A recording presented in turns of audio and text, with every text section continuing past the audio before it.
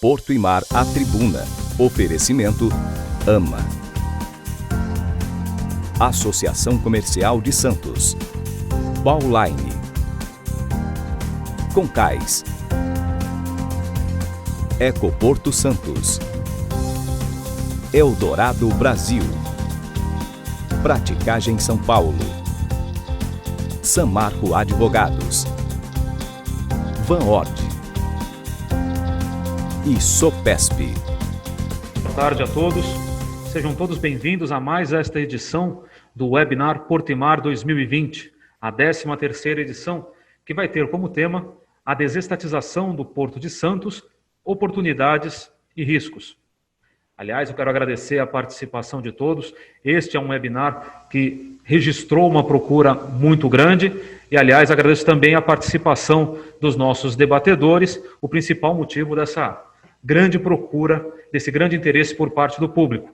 E esta edição do webinar Porto e Mar 2020 vai ter a participação de dois consultores com grande experiência no mercado portuário e, principalmente, no tema da desestatização e da gestão portuária. Aliás, curiosamente, eu tenho aqui dois ex-diretores da autoridade da Companhia Docas do Estado de São Paulo, da Autoridade Portuária de Santos, um deles um ex-presidente, que também foram presidentes da Companhia Docas de São Sebastião. E, além de tudo, hoje de manhã, como estava conversando com uma colega sobre os preparativos para esse webinar, um deles marcou principalmente o processo de privatização das operações no Porto de Santos. O nosso outro convidado marca o encerramento desses contratos e o processo de término de contratos, início de privatizações e o início dos debates da privatização, da desestatização, da gestão da Autoridade Portuária de Santos. Sejam muito bem-vindos, Frederico Bussinger, seja muito bem-vindo, Casimiro Tércio Carvalho. Uma boa tarde a todos. Leopoldo, boa tarde, e nos assiste. Bom, vamos começar aqui. Eu começo aqui com uma pergunta para a mesma pergunta para os nossos dois convidados.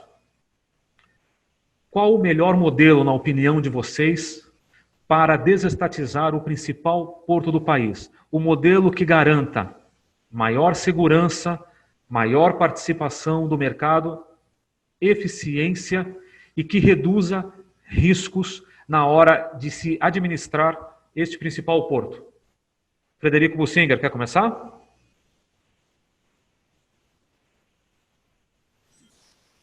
Leopoldo, eu inicio essa minha fala. Na verdade, eu queria registrar e com pesar o falecimento do Pedro Luiz Pacheco, Pedrão ou Pacheco, um sindicalista que tive a oportunidade de conviver, negociador duro, inteligente, ágil, e que, incidentalmente, enquanto nós estamos aqui no nosso webinar, está sendo velado. Então, despesas da família. Pedro Luiz Pacheco foi presidente do Sindicato dos Conferentes de Capatazia, aqui do Porto de Santos, faleceu hoje aos 68 anos. Exatamente. Eu diria, Leopoldo, sobre a sua pergunta, de que a privatização ou desestatização da autoridade portuária, eu não acho que sequer seja um tema de momento. Eu acho que, inclusive, é uma pauta equivocada. O Porto tem questões a serem resolvidas, tem uma pauta de problemas muito ampla. O nosso tempo aqui é curto, mas eu tenho isso inventariado. Quais eram os antecedentes de 2013 da lei, quais eram os antecedentes de 93, quais eram os problemas e quais são os problemas hoje. E eu não acho que a desestatização da administração portuária sequer é um dos temas prioritários. Mas o governo eleito, ele, desde a campanha, colocou a questão de privatizar tudo que for possível. E, nesse conjunto, inclui as administrações portuárias. Aliás, com um enorme equívoco de várias autoridades, também estaduais, que falam privatizar o Porto. O Porto está privatizado, as operações, há muito tempo.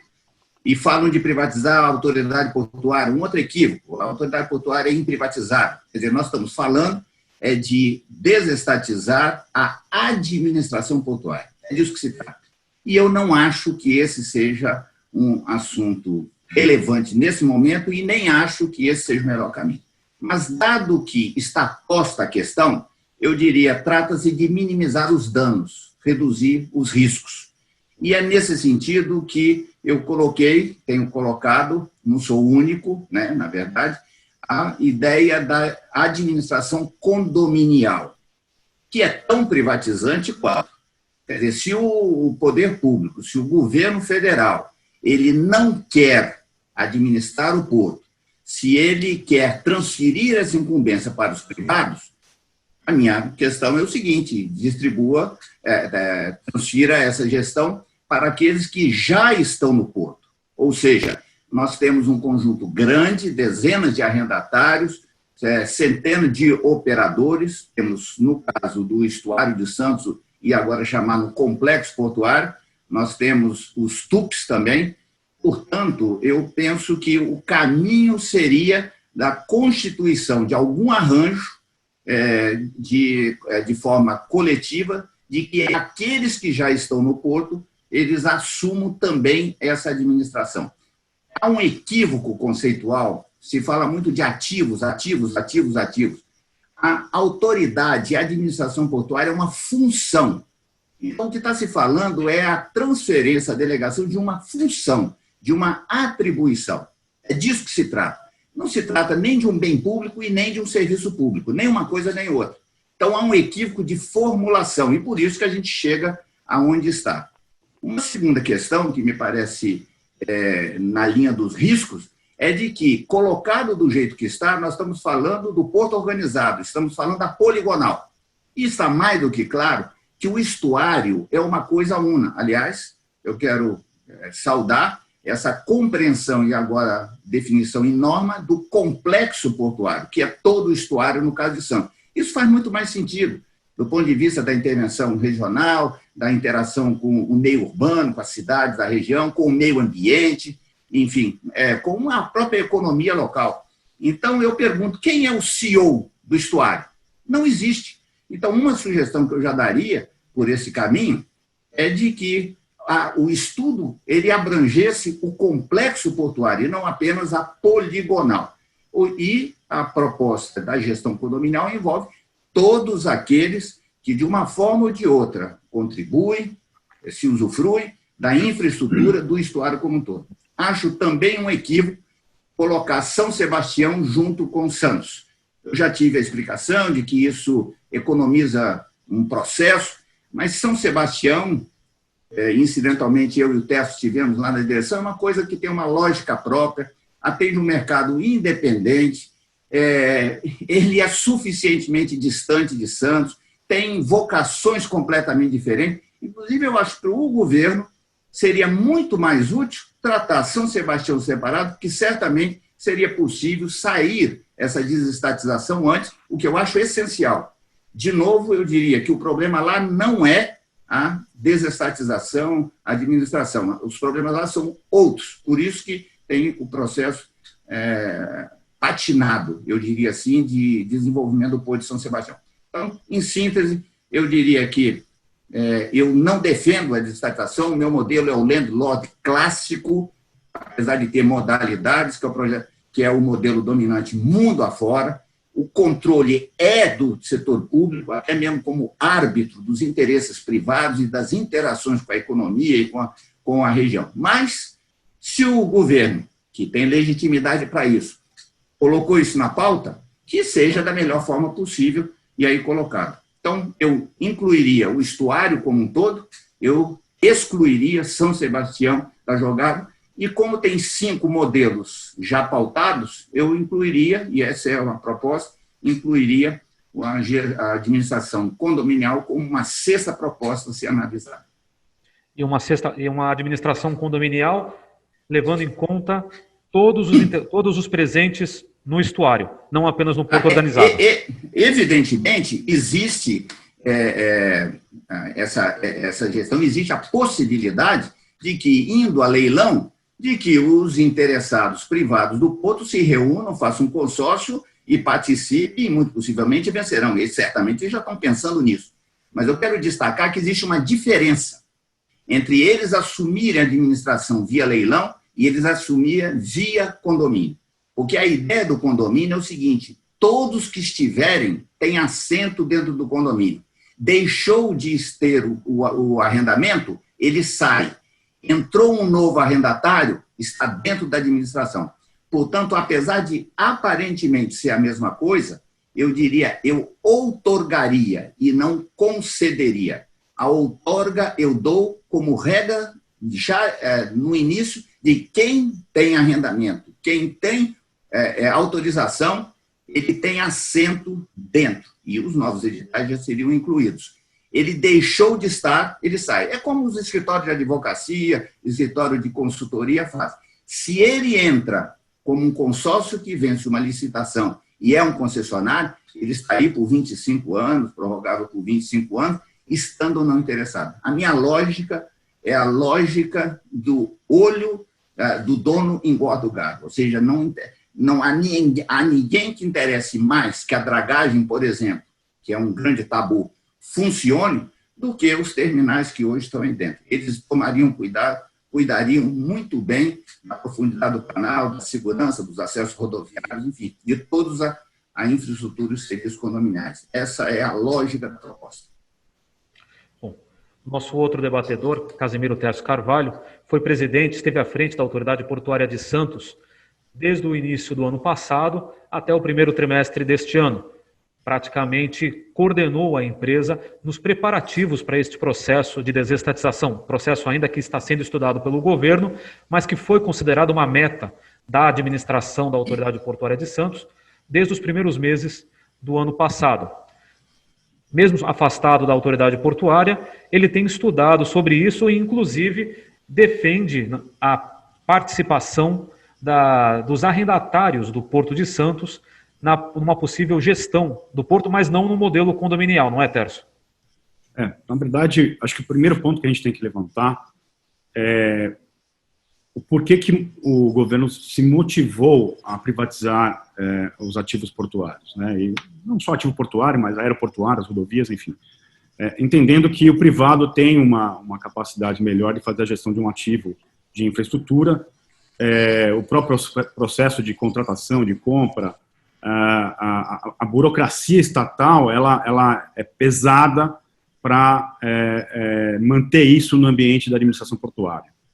Hoje, o Porto de Santos, ele bate aí mais de 3 bi de reais em passivos cíveis, trabalhista, portos, enfim.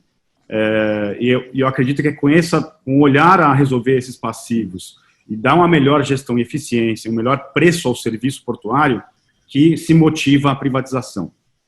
Modelos existem diversos, né? Você pode fazer uma concessão pura e simples do ativo, liquidar a empresa, você pode transferir um contrato de concessão para a empresa e privatizar a empresa, você pode fazer um modelo condominial, como o Fred colocou, pura e simples, e liquida a empresa, mas seja qual for o modelo, é importante a gente levantar quais são os parâmetros que a gente tem que colocar na mesa.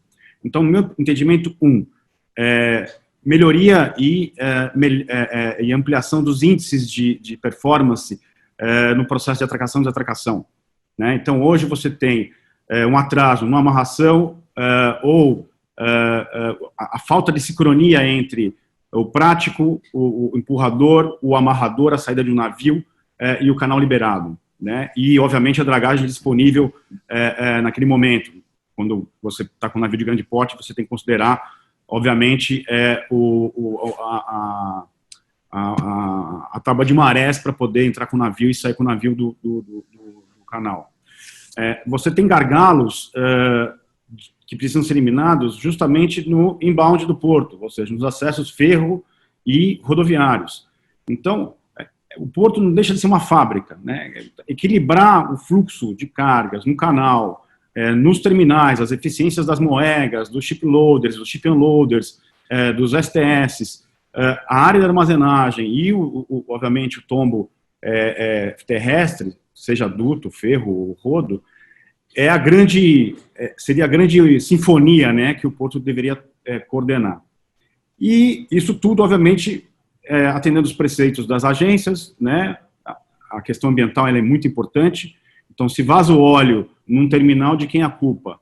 É do terminal que gerou o vazamento, é da autoridade portuária? Quem assume a responsabilidade?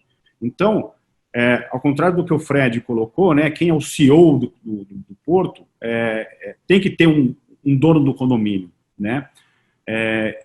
Eu acho que muitas pessoas que moram em prédio e fazem suas reuniões condominiais sempre dão aquelas brigas de quem quer o quê na hora e qual é a prioridade do que tem que ser investido. A prioridade tem que ser coordenada por uma equipe que está olhando a eficiência global do porto. Então, quanto mais navio eu coloco para dentro do terminal, do canal, e quanto mais navio sai no mesmo dia. Quanto mais carga eu faço por distribuição rodoviária e ferroviária. Esses são os indicadores principais, né? Quanto menos acidente eu tenho, não só acidente com caminhão ou com transeunte pedestre, mas acidente ambiental. Esse é o grande accountability, né, e o SLA, que essa autoridade portuária privada tem que entregar para a sociedade. A composição dela pode ser diversa. Tá? Eu defendo que o arrendatário participe, mas que haja um modelo de governança, um modelo de acordo de acionistas e uma fiscalização pelo novo mercado, justamente para que um arrendatário não direcione as decisões do board, né, da diretoria, para os interesses próprios dele. Aí eu vou dar um exemplo agora muito recente, a questão da ponte. Né? A ponte, cruzando em cima de um terminal, de um espaço do porto, que poderia ter uma ampliação de operação de container, ela, de certa forma, ela prejudica um grupo econômico e colabora com outros dois grupos econômicos.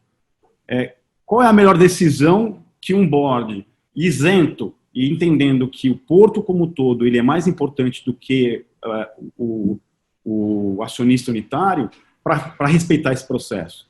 Então, se existe uma intenção de todos os operadores hoje em Santos montarem um condomínio, o modelo de concessão de venda da empresa por meio de uma sociedade, uma SCP, por exemplo, estabelecendo essas regras de governança, ou seja, estou dando exemplo aqui, cada arrendatário ele tem um cap, tem um limite máximo de ter 5% de ações da autoridade portuária. Os fundos soberanos, no máximo 15%, aí para acabar com a celeuma de, vou vender o porto para um grupo árabe, para um grupo chinês, para um grupo americano, enfim, você estabelece um cap de participação para o fundo soberano. Então, quando você estabelece regras de participação, estabelece que isso esteja sendo zelado no novo mercado, que já tem aí uma grande experiência com relação ao compliance, com respeito à transparência, até mesmo na questão de aquisição. Então, se eu sou acionista da autoridade portuária e eu sou arrendatário, na hora de fazer a negociação de um ajuste de preço de um serviço A ou serviço B, especificamente para aquele arrendatário, é óbvio que tem que ter uma regra de conflito na negociação daquele contrato. Isso já existe hoje nas empresas controladas pela Bolsa. E veja, eu não estou aqui, eu defendi muito a abertura de capital, mas o mais importante, quando eu defendi a abertura de capital, era justamente o sistema de governança do novo mercado, né? E não só a gestão de um contrato de concessão pura e simples com regras determinadas, né?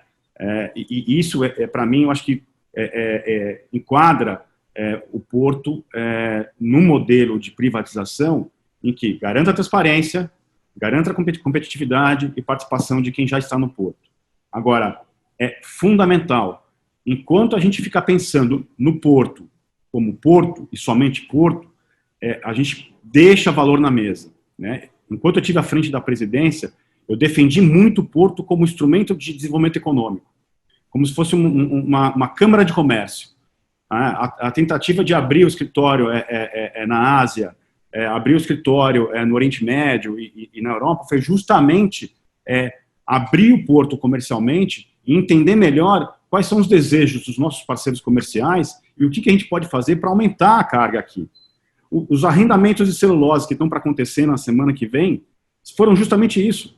Nós tínhamos uma grande empresa de celulose na área de influência do Porto que estava levando carga para Itajaí, Paranaguá e outros portos de Santa Catarina, né? Sendo que o caminho mais lógico era essa carga vir para Santos, né? Então, esses arrendamentos estão sendo feitos justamente para atender esses clientes. Então, uma autoridade portuária privada que entenda que quanto mais carga, mais terminal ela colocar dentro do porto dela, respeitar o cluster Santos, ela vai aumentar a capacidade operacional de Santos, né?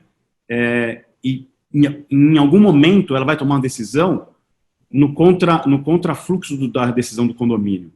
Porque se eu sou arrendatário hoje em Santos, eu não quero que mais ninguém entre em Santos, porque eu quero proteger meu mercado. Eu cobro o meu serviço portuário em função da demanda de infraestrutura. Então, você deixar a administração portuária 100% só na mão dos arrendatários, eu acho que é um risco à evolução e à implantação de novos terminais, de novos clientes, de novos serviços, né? Bom, acho que... Mas, Tércio, nesse caso, como a gente reduz esse risco na sua proposta? Claramente que eu acho que tem que abrir uma concorrência. Se os arrendatários estão preparados para seguir a regra do jogo, eles entram na regra do jogo, né? Então, o meu entendimento, e até quando eu estava, obviamente, dentro da autoridade portuária, eu defendi muito isso, e isso é um ponto muito importante, o que fazer com a empresa na pós-privatização, né? Então, os 3 bi de passivo que estão lá mapeados até então, o que fazer com isso? Vamos liquidar a empresa? Tem muita gente boa dentro da companhia, muito técnico bom dentro da companhia. E aí eu defendo que transferência do contrato de concessão, assinatura de um contrato de concessão do poder concedente com a SPA hoje, com a autoridade portuária, e aí podemos discutir se é 60, se é 50, se é 70 anos, e você privatiza a empresa com os passivos com uma regra de controle, né? Então, o que esse grupo econômico ele vai fazer o quê? Ele vai terminar de sanear a empresa, que nós começamos desde o primeiro momento. O Biral hoje está à frente, que era o CFO à minha época, está à frente da presidência. Continua esse trabalho de saneamento da empresa, né? Ele não parou. O processo de privatização tem muito recurso que tem que ser alocado para limpar esse passivo, e aí seria, obviamente, o recurso dos aportes dos acionistas, né?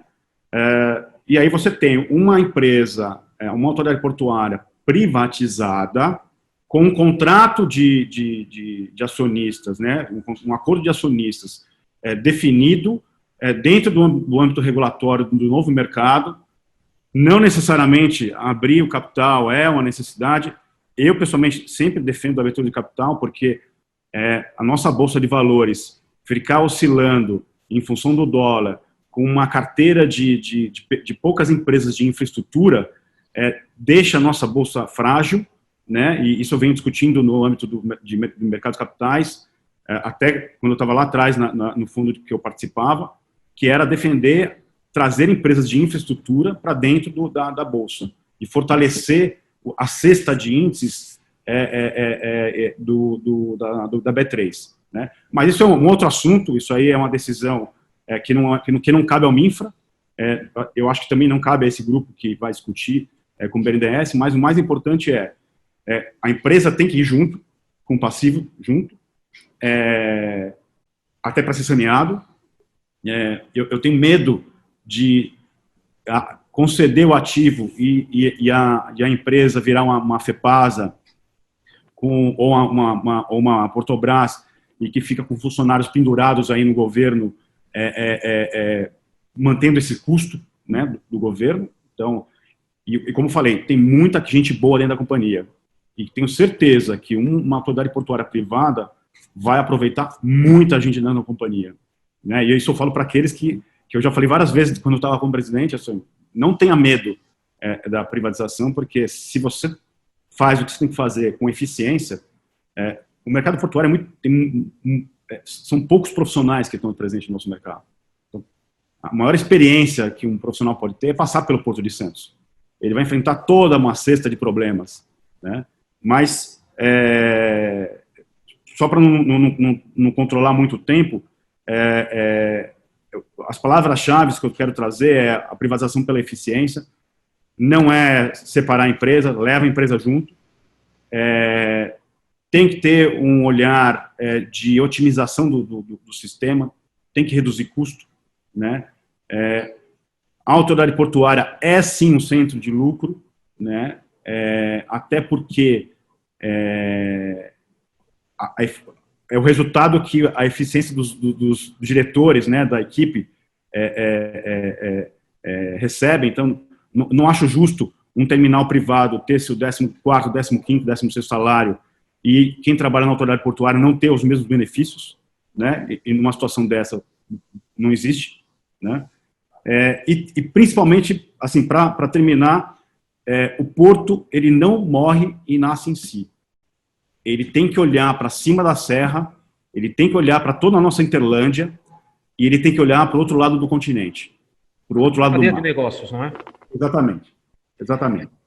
Só aproveitando um comentário do Bussinger fez na sua colocação inicial, e agora a gente já começa uma fase de tentar detalhar melhor o que vocês pensam sobre esse processo de desestatização. O Bussinger fez uma provocação falando que a autoridade portuária, a função autoridade, ela não é privatizável. Você vê essa distinção entre autoridade e administração portuária? E no ente privatizado, no ente desestatizado, que vai estar à frente do Porto de Santos, como funcionam as funções de autoridade portuária? Bom, vamos agora colocar todas as autoridades na mesa, né? Então, quando a gente fala de combate ao tráfico de drogas, não é a autoridade portuária que é responsável por isso, é a Polícia Federal. Quando você discute sobre desvio de subfaturamento na importação ou containers que estão com backlist divergentes, quem olha isso é a Receita Federal. Hoje, os terminais privados já cuidam do seu próprio SPS Code, de toda a rede de monitoramento de câmeras e acesso e controle de acesso aos terminais. Então, eu entendo hoje que a autoridade portuária ela tem uma função muito mais de autoridade administrativa do que de autoridade policial, tá? O que a gente tem que trabalhar junto com esse processo de privatização, sim, e aí é importante, é fortalecer a Polícia Federal no ambiente cientista, fortalecer a Receita Federal no ambiente santista, e obviamente não é só no ambiente santista, eu acho que em todos os portos, né? E principalmente utilizar a inteligência artificial para desenvolver o controle. E aí o controle, eu estou dizendo, é do safety e do security, né? São as duas seguranças que o porto tem que gerir. E para mim isso é altamente privatizável. Tá? Já tem exemplos na Austrália, na Nova Zelândia e na Inglaterra, em que a entidade privada ela faz o barba, cabelo e bigode na gestão de um porto, e sim, com a autoridade sanitária presente, a Anvisa, com a autoridade de controle de agrodefesa presente, que inclusive são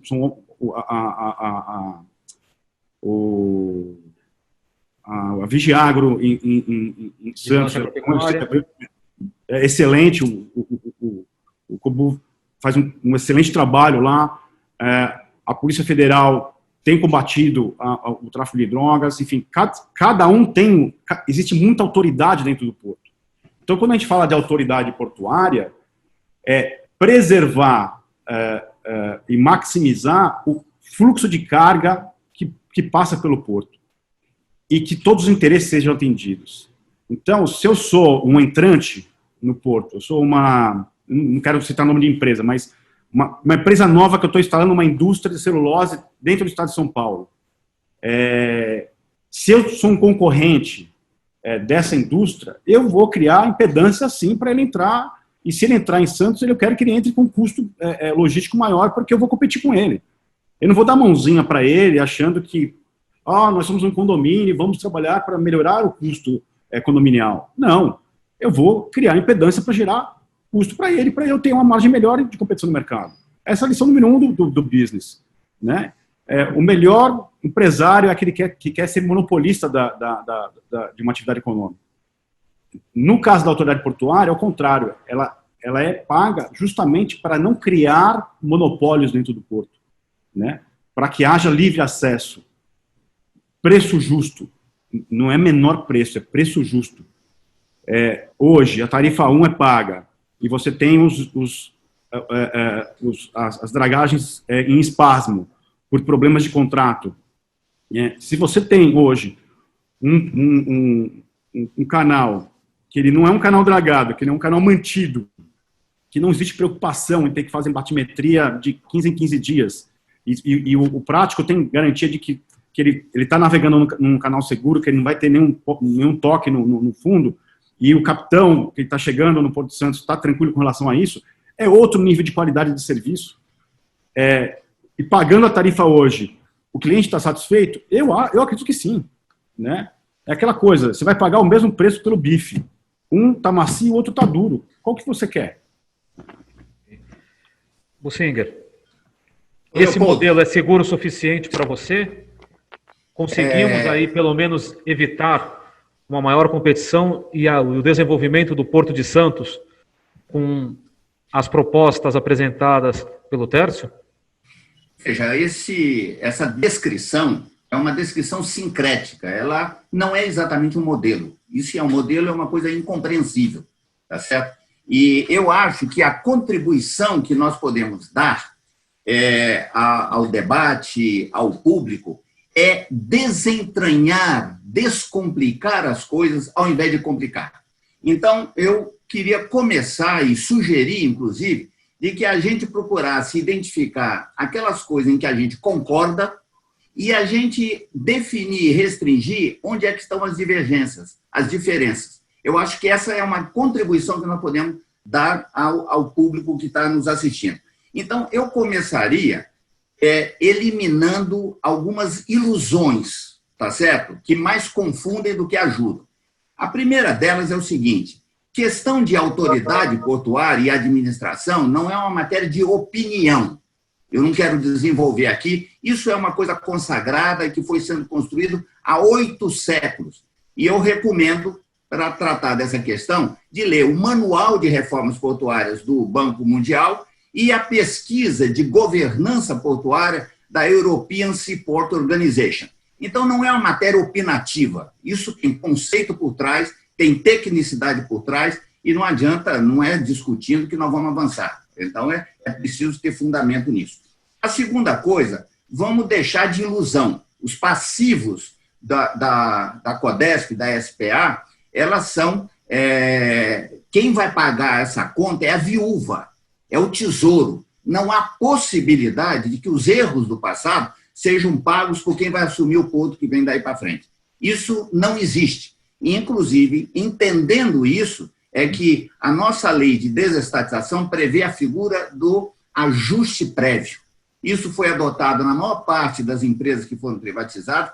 O caso da Cosipa, na Baixada Santista, é uma delas, foram 2 bilhões na época de ajuste prévio. Eu estive na Comissão Nacional de Desestatização, acompanhei esse processo por dentro. Isso aconteceu nas ferrovias, isso aconteceu no setor petroquímico, sempre teve ajuste prévio.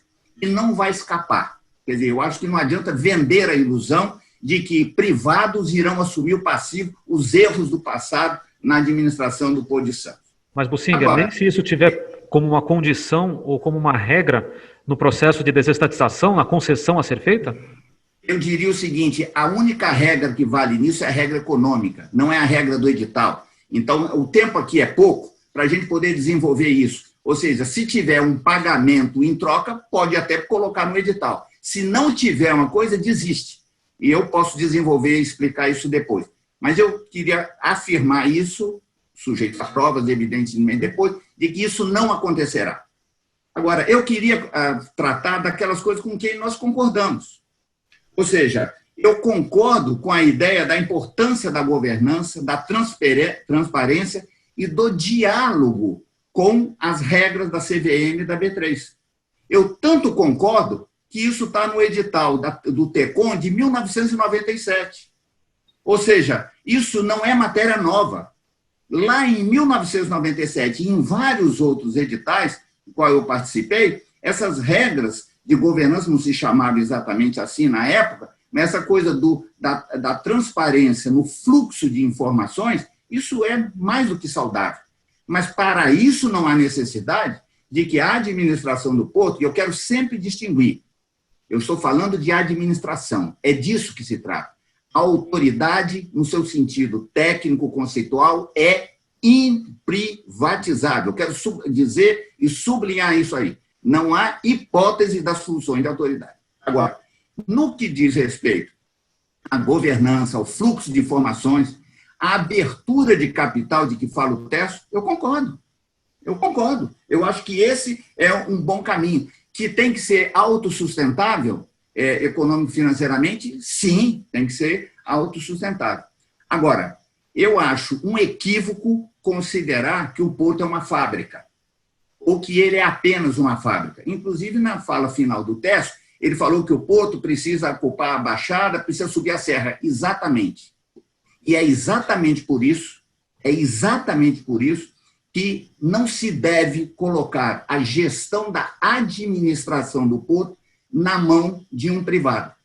Eu concordo que o privado é um bom gestor, eu não tenho dúvida. Não fosse isso, eu não tinha feito dezenas de contratos de arrendamento. Eu acredito que o privado é um bom gestor. O que eu não acho que é o caso é ele ser um formulador de política pública, é ele ser um articulador social. Essa não é função dele. Então, como gestor, sim. Como gestor da fábrica, e o porto tem uma dimensão de fábrica, sim.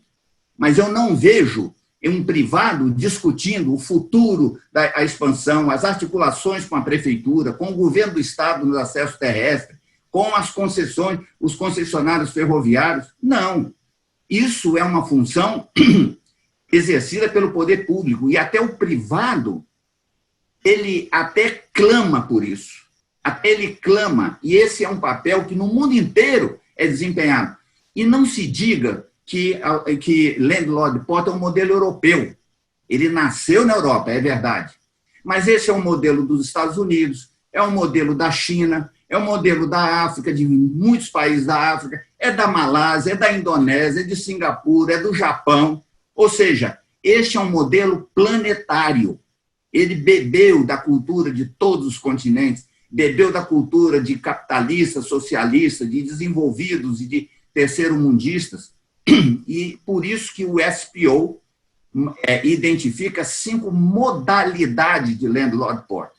Mas em todos eles, a autonomia, que hoje não existe, ou seja, o processo decisório portuário brasileiro é hipercentralizado, portanto, isso terá que ser resolvido, porque eu não creio que um privado aceite ter que dialogar e prestar conta e se submeter em relação às decisões estratégicas que hoje são tomadas em Brasília, não acredito, isso terá que ser discutido. E se é admissível para um privado, por que não para um privado coletivo, que é o modelo condominial?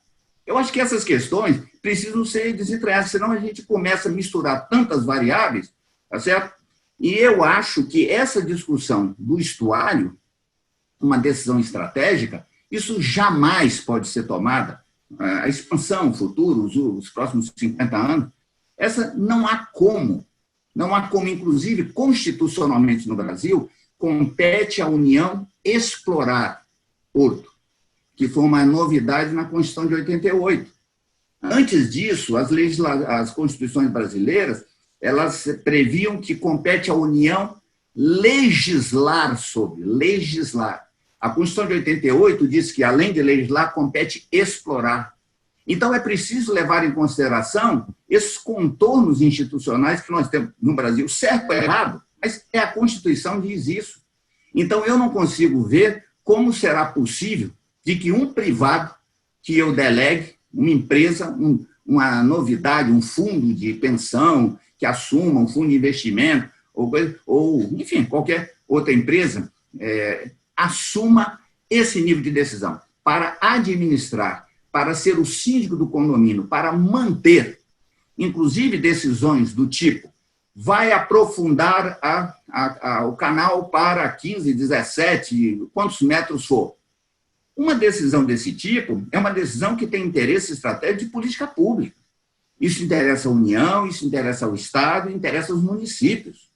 Como vai ter o acesso, por exemplo, o PDZ prevê jogar 80 milhões de toneladas a mais dentro do porto, dentro da poligonal. Isso é cabível? O viário da Baixada suporta isso? É uma questão a ser discutida. Eu tenho falado, eu levaria a maior parte dessa carga lá para o fundão do estuário. É uma questão estratégica. Quem vai decidir isso? É o concessionário? Esse não é uma decisão para ser tomada nesse nível. Então, por isso é que eu distingo muito bem. A questão da operação é uma coisa, a questão da administração é outra, e a questão da a função de autoridade é uma outra coisa. A SPA, ex-Codesp, é uma Port Authority no nome, porque toda decisão estratégica não é tomada pela SPA. Ou seja, e tudo que uma autoridade portuária, no seu sentido mais clássico do termo, tem, é autonomia nas decisões e as decisões estratégicas na mão dela. Tudo que a SPA não tem. A SPA hoje é uma administradora portuária. E isso olhando sem nenhum juízo de valor em relação às pessoas. Eu estou falando uma questão institucional, porque no Rio de Janeiro é assim, em Belém é assim, tá certo? Nos portos são assim. Ou seja, isso é uma questão do modelo. Então, nós vamos, isso é que eu não consigo entender, nós estamos vendendo a ideia, toda essa questão, que eu posso até concordar nas consequências e nos desejos, o que não é possível a gente imaginar que isso seja execuível da forma como está posta, com os contouros institucionais que tem, com as definições que a gente tem. Não. Então, por isso que eu iniciei dizendo que eu acho que essa discussão, apenas tratando da desestatização do ativo, seja ele bem público, seja ele serviço público, eu acho que é uma questão deslocada.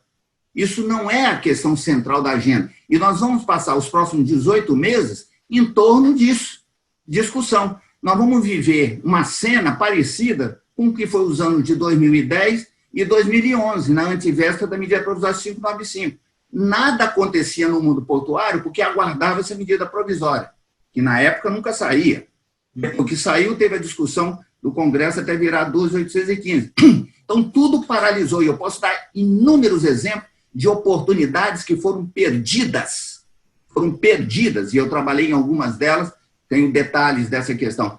Foram perdidas enquanto se esperava a MP 595, para dar o resultado que deu.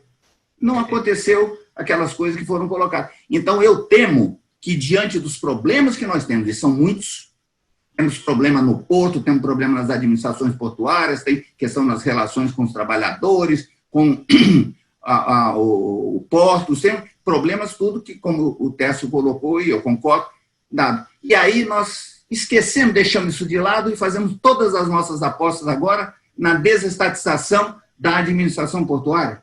E vamos gastar 1 ano e meio tratando disso? Então, no meu entendimento, a questão de São Sebastião é crucial. São Sebastião, em 2009, 2010, já tinha o projeto, já tinha o EA-RIMA, o processo estava caminhando, veio a ter, quando o Técio estava lá no início da gestão, veio a ter a licença ambiental. E o que aconteceu durante uma década? Nada. Não é essa a questão central.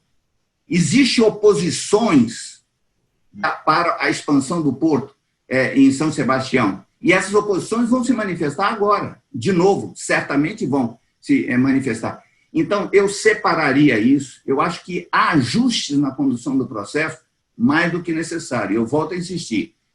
No caso específico aqui, porque tem Itajaí, que nós não estamos falando, mas que também corre em paralelo, eu separaria Santos e São Sebastião em Santos eu trataria o estuário inteiro e procurava desenvolver um modelo para ser a administração portuária do conjunto. E se o modelo que é de abertura do capital da SPA, com saneamento devido, evidentemente isso terá que ser resolvido, eu estou com terço. Ou seja, nós estamos falando de coisas muito próximas, com um formato diferente. Abrir o capital da SPA com a possibilidade de participação dos arrendatários e tudo isso aí, mesmo para o público, lançar ações em bolsa, IPO, sim. Agora, é até uma contradição, porque a Codesp tinha acionistas, eu mesmo era acionista da Codesp, tinha acionistas minoritários e foi fechado o capital, ela foi 100% público, a questão de 2, 3 anos atrás. E agora fala de transferir a integralidade, é disso? Se for abertura do capital com a presença do poder público dentro da coisa, eu acho que é um modelo possível. E quando a gente fala de poder público, não é só a União, não. Eu acho que nós precisamos considerar também o governo do Estado e as prefeituras municipais da Baixada. Sobre isso aí a gente vai até aprofundar mais para frente, mas eu gostaria de escutar o comentário agora do Tércio, e na sequência a gente tem uma das perguntas dos nossos apoiadores. Tércio. Tá. Bom, assim, eu estou tentando manter o foco na proposta do webinar, que era discutir as oportunidades e os riscos da privatização. Uhum. Então, eu estou tentando fugir de qual vai ser o modelo, até porque não somos nós, né, nem eu, nem Fred, que vamos definir qual que é o modelo que o governo federal vai destinar para Santos. Mas o que é importante estabelecer é resolver os passivos. Então, desde que a gente assumiu o Porto no ano passado, e o Biral continua essa missão de endereçar os passivos, ou seja, quando eu digo endereçar os passivos, trocar ação judicial por pagamento de ação, né? Ou seja, definir os valores, deixar claro isso no balanço, né? Monetizar isso.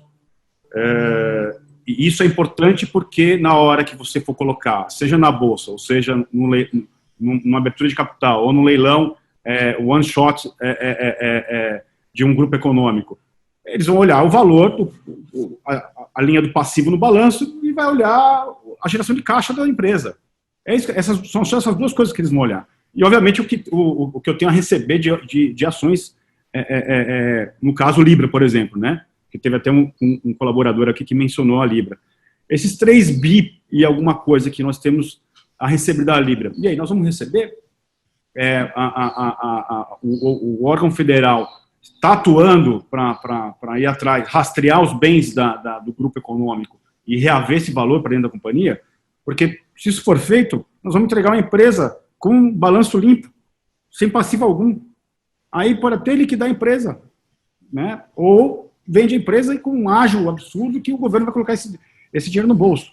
Ou mais, o governo coloca no plano de concessão um conjunto de investimentos, por exemplo, o túnel, que é algo que sempre se colocou como inviável do ponto de vista isolado, né? Ou seja, tarifando como é tarifada a balsa.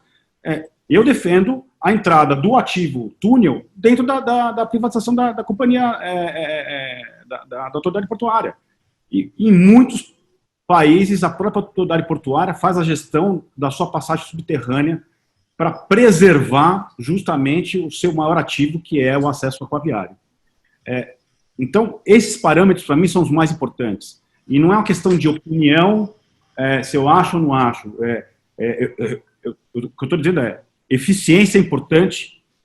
No final do dia, o acionista vai querer saber o quanto que ele está colocando no bolso, e esse acionista pode ser um acionista minoritário, cidadão de Santos, ele pode ser um arrendatário, ele pode ser um fundo de investimento, ele pode ser um banco, ele pode ser a prefeitura, né? Porque hoje, por exemplo, se eu pensar no modelo de Roterdã, receita do Estado e receita de Roterdã o faturamento em cima da operação do porto. Tem que olhar o porto como negócio. E quando eu mencionei, Fred, fábrica, eu estou dizendo assim, ajustar as cadências de movimentação de carga dentro de todos os terminais, ou seja, o fluxo que entra de navio tem que estar harmonizado com a prancha que está em cada berço, porque tem muito berço que tem prancha utilizada. A armazenagem tem que estar casada com essa prancha, tanto navio costado como uma moega rodoviária ou ferroviária para fazer o seu inbound, outbound, enfim. Essa fabriquinha tem que funcionar bem, né? Agora, óbvio, para minha fábrica crescer, eu preciso olhar para os meus clientes, continente, né, nos outros continentes, diga-se de passagem, e estão em cima da serra, estão na Avenida Paulista, está lá em Sorriso, em Sinop, em Três Lagoas. Inclusive, eu até brinco com o Luiz Fernando, que é presidente do Paranaguá, inclusive no nosso estado vizinho aqui, que é o Paraná, e lá pegar carga também. Ou seja, toda a Interlândia é cliente. Então, faz parte dessa autoridade portuária, e aí não estou dizendo autoridade portuária, podemos dar a nomenclatura que for, né? A administração portuária, a autoridade portuária, enfim, quem cuida do porto, né? Quem é o CEO do porto, olhar o porto como negócio, trazer carga, trabalhar eficiente, e principalmente seguir as regras de compliance, e não é só o compliance da CVM, não, eu estou falando compliance ambiental, o compliance com a cidade, olhar a cidade de frente, né?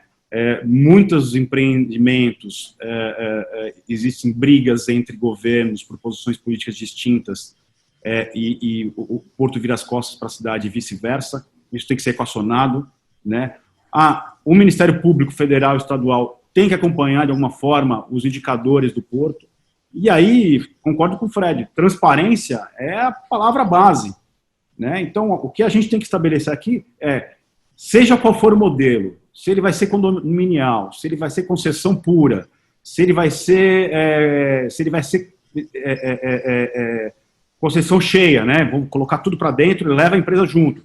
Se eu vou só entregar o ativo, vou liquidar a empresa. Seja qual for o modelo, eu preciso garantir transparência e regra de fiscalização pela CVM e pela B3. Eu tenho que garantir... Desculpe. Eu tenho que garantir qualidade ambiental, né? Então, eu tenho que atender o IBAMA, a CETESB, e eu brinco que hoje tem tartaruga sendo contada 3 vezes.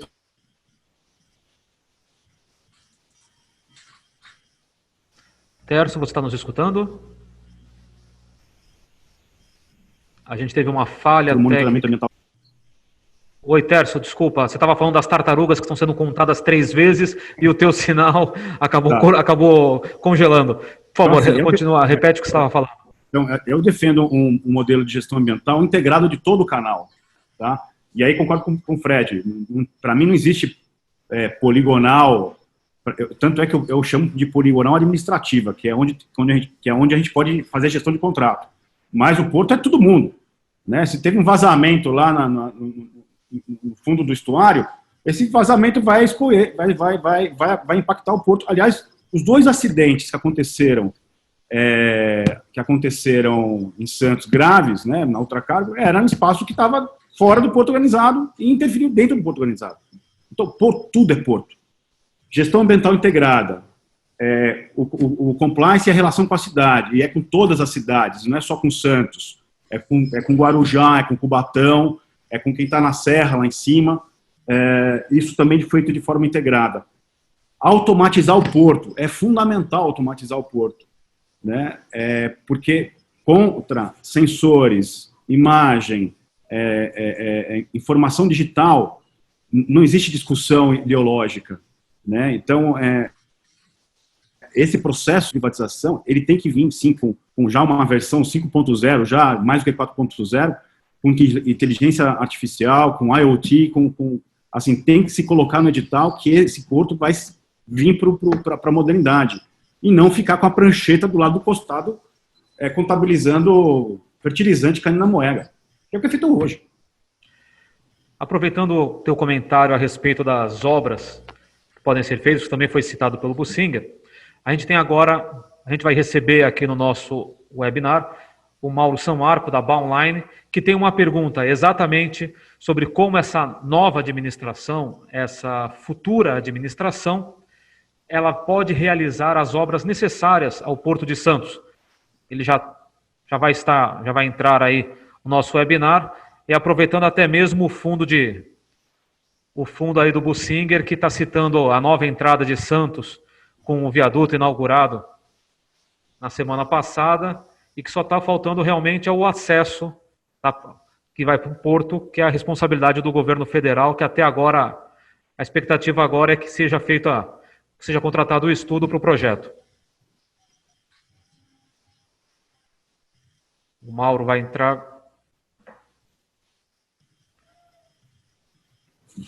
Bom, o Mauro vai ser colocado agora, daqui a pouco, na tela. Enquanto isso, uma pergunta tanto para o Bussinger quanto para o Tércio, enquanto o Mauro não entra. Como vocês veem a relação entre a nova administração portuária e a autoridade federal?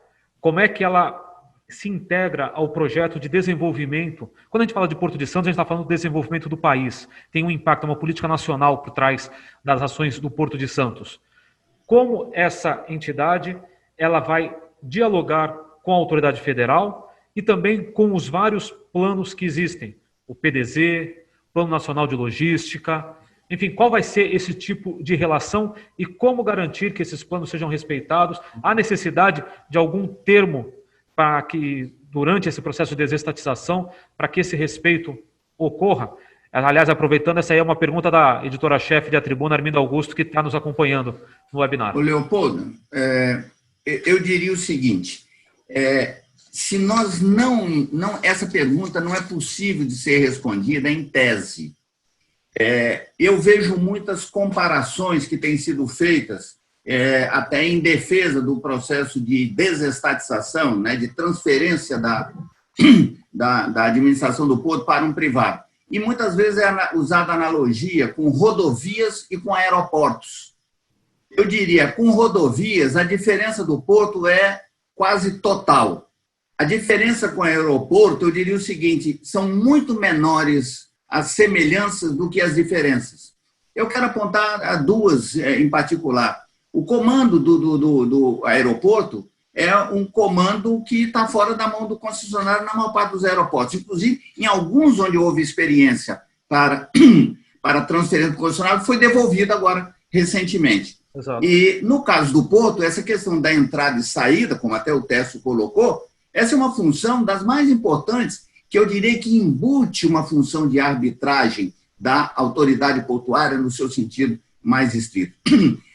Nos aeroportos, os arrendatários do aeroporto é quem vende lanche, cerveja a 15, 17 reais, certo? Mas a atividade fim do aeroporto, essa é do concessionário. Então, este modelo do aeroporto que tem sido usado, ele se parece com o modelo antigo da Companhia Docas de Santos, que era um modelo verticalizado. Porque ganha-se dinheiro no porto na operação e principalmente na armazenagem. A gente sabe disso e daí tantos conflitos que se tem. Então, essas analogias, elas não me parecem próprias nesse caso. O que nós vamos afunilar, nós temos uma série de concordâncias em relação a isso aí. Eu anotei aqui, olha, nós concordamos em relação à necessidade da autonomia, da eficiência, da transparência, de que o porto tem que ter o olhar na população, na região, nas cidades, que tem que estar focado no cliente que vai passar em Mato Grosso, no interior de São Paulo e Mato Grosso, na gestão integral do estuário, na visão logística, na necessidade de automatização. Ou seja, nós temos muitas ações em relação a isso. Faltou a gente discutir como é que a gente olha o desenvolvimento, a expansão, desenvolvimento, a transformação do porto, porque o porto é um organismo que está sempre sendo transformado. Dentro desse conceito, é que eu acho que obviamente necessita o diálogo com o governo federal, com o governo do estado e com as prefeituras municipais, é que não me parece um ente privado autônomo, principalmente se for um estranho no ninho, seja a melhor figura. Esse esquema que o Tércio propôs da abertura do capital, ou seja, mantido o comando do poder público, ainda que compartilhado, aí a se discutir, esse modelo me parece palatável. Esse sim parece com o Roterdã. Esse modelo parece com o Roterdã. Em relação aos riscos, eu diria o seguinte, basta ver as avaliações feitas em relação à Austrália. Ou seja, os balanços que têm sido feitos, isso com avaliações independentes na Austrália, e tem até um artigo recentemente publicado da doutora Lazzarini sobre isso aí, na verdade, essa gestão privada que tem sido falada, ela não tem este olhar condescendente com o usuário, com o do interior, com o transportador do caminhão, que é necessário para o porto. Ou seja, existem já avaliações objetivas, como propôs o CERV, e de indicadores, a mostrar que este modelo padrão australiano, ele tem problemas sérios, oferece risco aos clientes, aos usuários, ao dono da carga, que é uma figura sempre ausente nos debates que tem colocado. Então, eu volto a dizer, este diálogo necessário com o poder concedente, que é a União, e com as demais autoridades nas nossas instâncias de poder, ele precisa ser feito em nível compatível. Eu não vejo um privado a fazer isso. Vejo na rodovia, vejo até no aeroporto, mas o porto é diferente. Antes de passar a palavra para o Tércio, só um instante. Mauro, você já faz a sua pergunta e aí o Tércio já aproveita também, já inclui as duas respostas. Boa tarde, Leopoldo. Boa tarde, Tércio. Boa tarde, Bussinger. Parabéns aí pelo debate. Excelente aí o debate até o momento.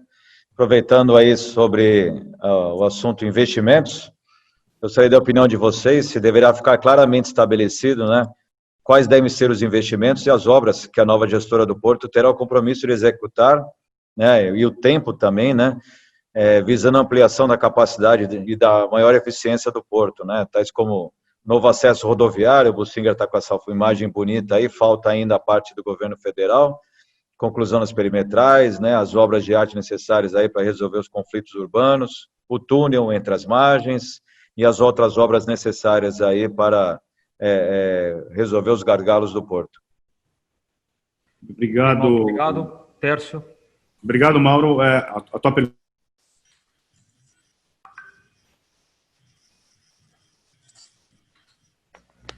foi comentando já com o que o Fred colocou. Quando você estabelece um plano de longo prazo para atendimento à logística brasileira, você, obviamente, tem documentos, não estou nem aqui discutindo a qualidade e a profundidade dos estudos que foram feitos até agora dos planos nacionais de logística, né?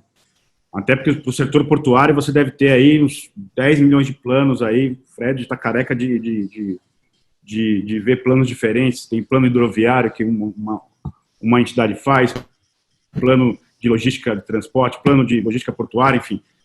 E quando eu estive à frente da Tietê Paraná, eu vi pelo menos umas 5 estatísticas diferentes com relação à projeção de carga agrícola para Santos, né? O mais importante no contrato de concessão, você tem o seu Service Level Agreement, né, o seu SLA, o seu nível de serviço que a autoridade portuária tem que cumprir. Esse nível de serviço eu preciso atender no mínimo tantas milhões de toneladas das cargas, tipo A, B, C, D e E. Óbvio, qualquer CEO que queira performar, ele vai olhar para isso aqui, ele vai cumprir isso aqui e muito mais, porque o acionista vai colocar na faina dele muito mais meta para bater, para trazer mais carga para o porto. Então, uma das formas de você garantir que o Porto de Santos cumpra a sua função de atender 25% em média aí da balança comercial brasileira via contrato. Então, isso é um ponto. Ainda mais agora com a Norte-Sul aí se consolidando, entrando na malha paulista, e esses 80 milhões de toneladas que vão entrar em Santos para entrar no ferro. E para entrar no ferro, você precisa ter uma nova Portofer com novos ativos de manobra, tanto na margem direita como na margem esquerda. E concordo com o Fred que a ampliação da operação portuária, principalmente de grãos, passa pela margem esquerda, passa pelo fundo do porto. Inclusive, eu defendi isso no PDZ, enquanto estava como presidente, e o PDZ correu o seu rito e está aprovado aí, conforme a gente fez com a nossa equipe até então.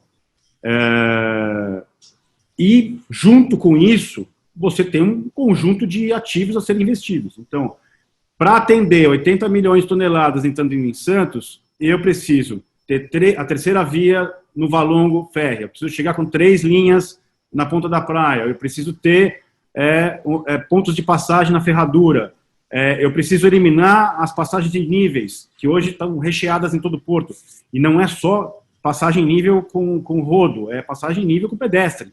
Então, esse conjunto de obras está embutido nessa discussão. Isso é um ponto. Segundo ponto, creio que o túnel tem que entrar na concessão também, né? Porque senão vai ficar uma novela.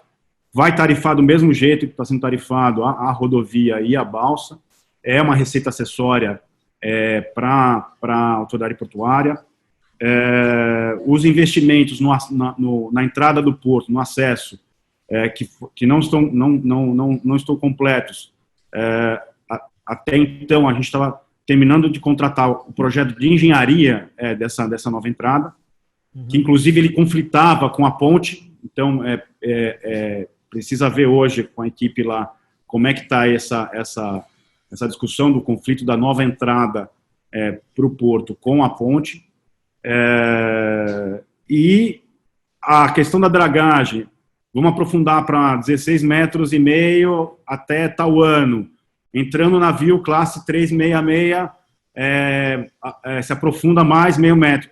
Esse cronograma é um cronograma é justamente esse o planejamento que tem que ser feito para executar a autoridade portuária privada via contrato, né? Inclusive, eu não tive notícias da homologação ou não no 366, mas o Itajaí já está com o 345 lá para homologar.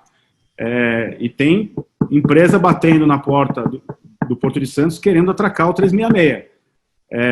366 vindo, vai ter pressão sobre infraestrutura? Lógico que vai. Então tem que dragar. Isso tem que estar no plano de concessão? Sim. Então você tem uma lista de obras com cronograma e gatilhos para ser executado. São Sebastião foi feito dessa forma, Fred, lembra? A gente discutiu lá a ampliação do porto por fases, e essa foi feita uma discussão junto com o próprio Ministério Público, com o IBAMA, e com gatilhos, né?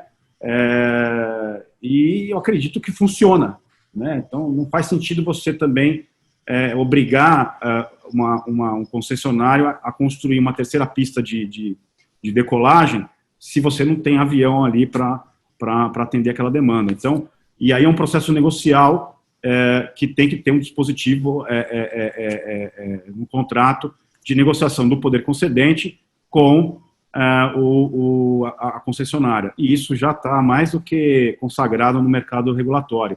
Você renegociar reequilíbrios contratuais via esses problemas. Risco. Parte do risco você vai transferir para a concessionária. Parte do risco o governo fica com ele. Como o Santos representa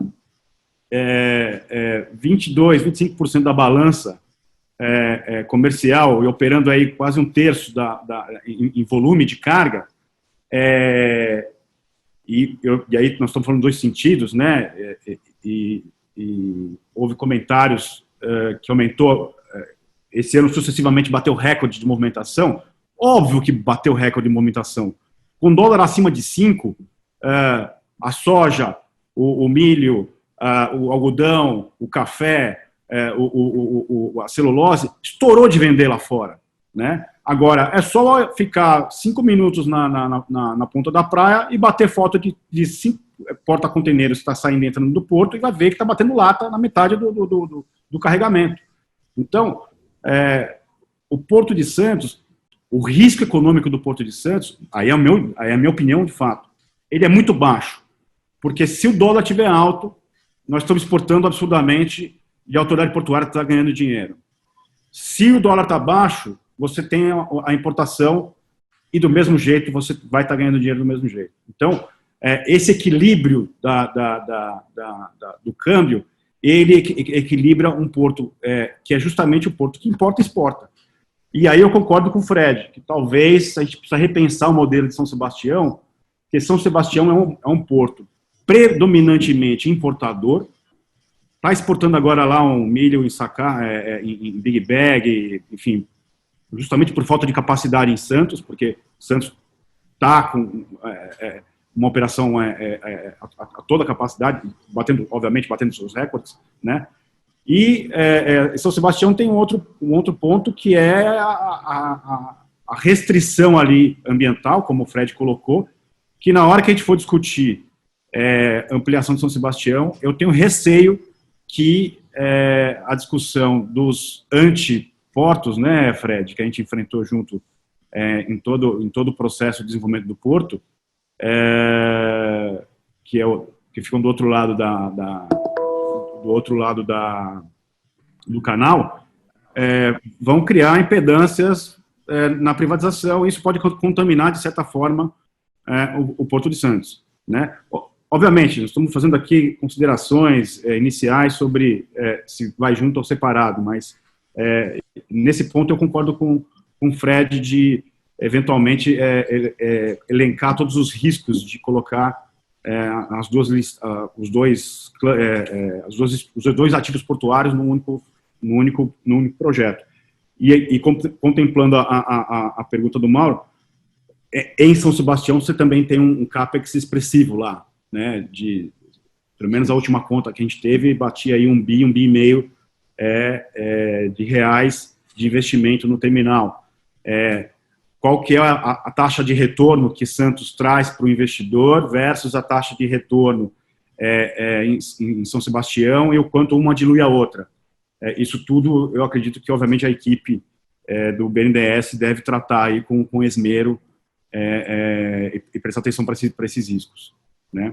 Mas, resumindo, Mauro, os investimentos têm que estar elencados no contrato, com deadlines claros, gatilhos, porque também não precisa forçar um concessionário a aprofundar um canal para 17, sendo que a gente não tem classe de navio para demandar esse tipo de profundidade.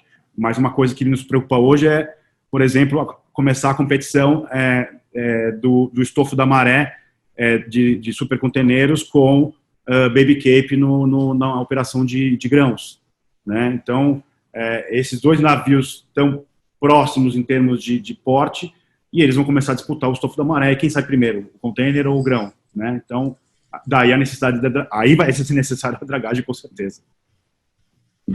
Obrigado, Tércio. O Singer, quer complementar a sua eu diria anterior? o seguinte, não, eu quero comentar a pergunta do Mauro, sim, mas eu quero dizer, Tércio, você está correndo perigo, porque você atribuir o crescimento da movimentação do Porto de Santos ao dólar alto, você está desautorizando várias avaliações que apostaram tudo que isso aconteceu por conta da eficiência da nova gestão, tá certo? E se é o dólar alto, se o dólar cair, enfim, ou seja, tudo depende do dólar. Mas questão... Não, desculpa, Fred, não. O que nós fizemos foi destravar a operação de fertilizantes no Sabuó, no Outeirinhos, e revemos a regra de atracação para melhorar a operação. Agora, recorde atrás de recorde, o Porto sempre vai bater. Agora, é só para perguntar para qualquer terminal que opera commodity, que estão sorrindo daqui até aqui, batendo, e não teve nenhum investimento da autoridade portuária na ADM, no TES, e eles bateram recorde de movimentação. O que a gente fez foi destravar a burocracia, né? Mas, sim, o dólar a 5, quem é que não quer exportar todo o milho que está estocado lá em Sorriso? Mauro, a sua pergunta, eu acho que a sua lista aí está boa, eu só acrescentaria aí, especificamente, a questão ferroviária. Dado a grande aposta que está feita no Plano Mestre e no PDZ, na mudança da matriz da logística interior, da matriz de transporte, eu acho que a questão mais ingente são os investimentos ferroviários.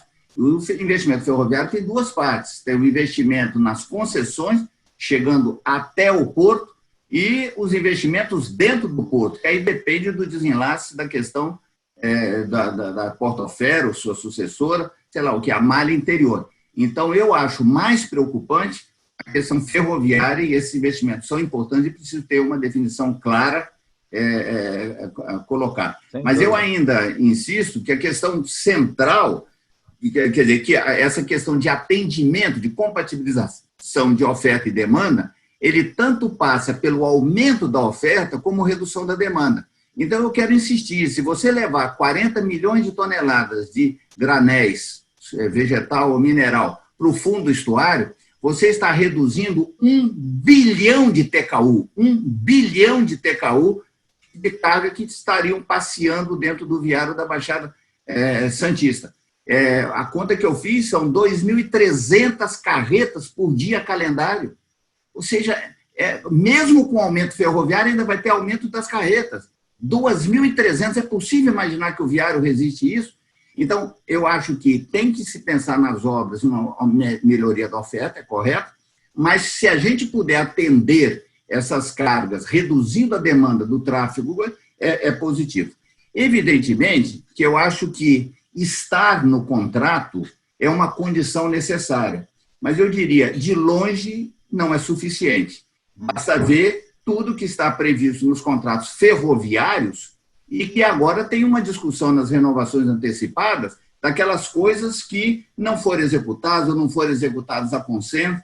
Então, eu diria, estar no contrato, é bom lembrar que nós estamos no Brasil, estar no contrato é bom, é necessário, mas não é garantia de que vai acontecer. Mesmo porque os investimentos no porto não dependem só daquilo que é feito no porto. Nós estamos falando aqui das concessões ferroviárias, que é uma coisa externa, nós estamos falando do acesso rodoviário que está sendo cobrado do investimento federal, nós temos responsabilidades das prefeituras, portanto, é um leque de competências, de autoridades, de iniciativas que precisam ser compatibilizadas. Então, é por isso que eu insisto que a questão mais nobre, mais importante da autoridade portuária é a articulação, é uma função de articulação, não é a exploração do ativo. Isso quem faz com competência é a iniciativa privada, por isso que a operação está toda privatizada, e por isso que Santos deu o salto. Santos hoje é um porto 3 vezes maior, quase 4 vezes maior do que era 25 anos atrás. As eficiências multiplicaram por 10, por 15, por 20 vezes a produtividade, ou seja, houve avanços e é possível haver novos avanços. Por isso que eu concordo com o Tércio em relação à automatização. Agora, é importante não só estar no contrato, mas é importante também haver articulação nos planos. Porque não adianta eu escrever no PDZ do Porto isso, aquilo, outro. É preciso que isso seja sintônico com os planos diretores dos municípios, principalmente se tratando das questões export, que esteja no PDUI, o plano da região metropolitana da Baixada Santista, no plano logístico do Estado, ou seja, essa articulação é necessária, senão não podemos acontecer, como já aconteceu, eu tenho um projeto ferroviário, eu desloco o porto, aí eu fico com uma ferrovia sem porto e um porto sem ferrovia. Isso está aqui do nosso lado, a gente vê. Então, há necessidade de articulação. E uma questão a mais em relação aos planos. O plano precisa enunciar não apenas o que fazer, ele precisa enunciar o como fazer, naquilo que os nossos planos pecam. Nós não dizemos como essas coisas vão acontecer. Mas aí a gente chega numa contradição, e é um risco, dentro do capítulo dos riscos, que é o seguinte: quem defende a privatização da administração portuária defende porque o privado é mais criativo, ele tem mais flexibilidade, pode. É isso? Então, se eu vou prever tudo isso no plano, eu estou tirando a flexibilidade dele. E aí a gente precisa, um ajuste fino. Então, eu acho que os planos, os contratos que vão ser assinados com os privados, eles precisam muito mais definir metas, resultados, do que a obra em si. Esse é um grau de liberdade que o privado teria que ter. Que, aliás, é um grau de liberdade que as autoridades administradoras estatais, como são hoje, também deveriam ter. E acho até uma contradição, porque nós falamos e enaltecemos a concorrência, a competição, e não deixamos os portos concorrer. Quem define para onde vai o Porto de Santos, Paranaguá, Sepetiba, né, Itaguaí, o que seja, é esse plano nacional. Ele é que diz, não, essa carga pode ir para cá, não pode ir para lá. Eu diria o seguinte, deixa os portos concorrer. E é uma competição logística, não é uma competição portuária. Isso é a primeira página do plano diretor do Porto de Antuérpia. Está dito lá. O cliente quer concorrência, competição logística, não é uma competição portuária. E aqui, esse planejamento, ele tem como subproduto um engessamento, a retirada da liberdade, da autonomia, e até, em sendo privado, nós estamos, de certa forma, limitando a criatividade e a flexibilidade que o privado tem. Então, aí é uma questão bem mais complexa, é um ajuste fino que tem entre a autonomia e a centralidade, e certamente não é possível a gente avançar muito mais nesse momento. Mas eu acho que estar no contrato não é condição suficiente para garantir nada. Perfeito, Bussinger, muito obrigado. Mauro, muito obrigado pela tua participação. A gente já está na fase aí, nosso tempo já está bem próximo do que nós já havíamos combinado com os nossos debatedores, mas ainda temos 3 perguntas aqui que vão para serem feitas. Só vou pedir, então, que se as respostas puderem ser mais breves, assim temos tempo de fazer das 3. Mauro, mais uma vez, muito obrigado.